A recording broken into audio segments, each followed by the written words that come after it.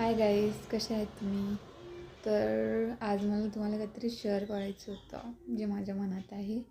तर एक रिलेशनशिप दोघांवर असते, दोघांवर डिपेंड असते आणि दोघंच त्या रिलेशनमध्ये असल्यावर तिसरा मदत येऊ नये.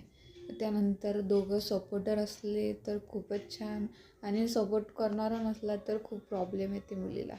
तर सपोर्ट अशा बाबतीत करावं लागते मुलाला की ते गोष्ट बरोबर आहे, सगळ्या गोष्टी बरोबर आहे, अशा गोष्टीत जर सपोर्ट केला तर काही हरकत नाही.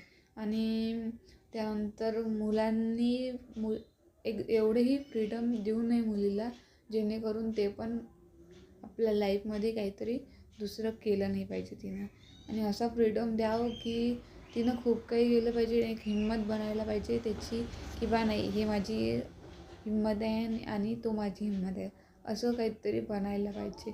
त्याच्याशिवाय लग्नाचा विचार नाही करायला पाहिजे. हे मुलं मुली आत्ताचे लग्न लवकर करून घेते आणि मग थोडे प्रॉब्लेम येतात. खूप प्रॉब्लेम येतात. मग त्यांचं पटत नाही, भांडणं होते, मग डिवोर्सपर्यंत जाते. अशा गोष्टी होऊ नये म्हणून स्वतःच्या बाहेर उभं होऊन नंतर तुम्ही लग्न केलं तर चांगलं होणार. सांगायचं असंच की बा ही मुलं मुली लवकरच 18-19मध्येच कोणी लग्न करून घेते.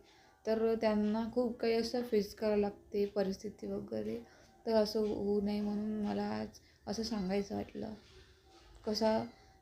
याच्यात माझी काही चुकी असणार तर मला कमेंट करून नक्कीच